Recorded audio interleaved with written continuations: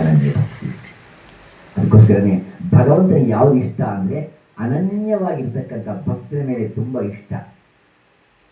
ಒಂದು ಅಧ್ಯಾಯದಲ್ಲಿ ಒಂದು ಶ್ಲೋಕ ಬರುತ್ತೆ, ಅನನ್ಯಾಶ್ಚಿಂತಯಂತೋ ಮಾಂ ಪರ್ಯುಪಾಸತೆ ತೇಷಾಂ ನಿತ್ಯಾಭಿಯುಕ್ತಾನಾಂ ಯೋಗಃ ಕ್ಷೇಮಃ ವಹಾಮಿ ಅಹಂ. ವಹಾಮಿ ಅಂದರೆ ನಾನು ವಹಿಸಿಕೊಂಡಿದ್ದೇನೆ.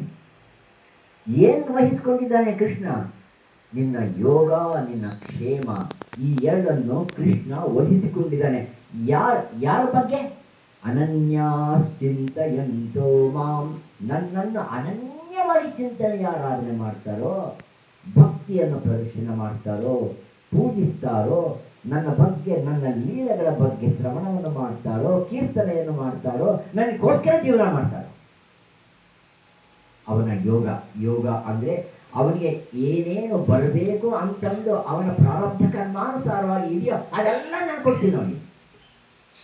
ಅಷ್ಟೇ ಅಲ್ಲ, ಬಂದಿದ್ದನ್ನು ಕಳ್ಕೊಳ್ಳದೇನೆ ಅದನ್ನು ರಕ್ಷಣೆ ಮಾಡ್ತಕ್ಕಂಥ ಸಾಮರ್ಥ್ಯನೂ ಕೊಡ್ತೀನಿ ಅವನಿಗೆ.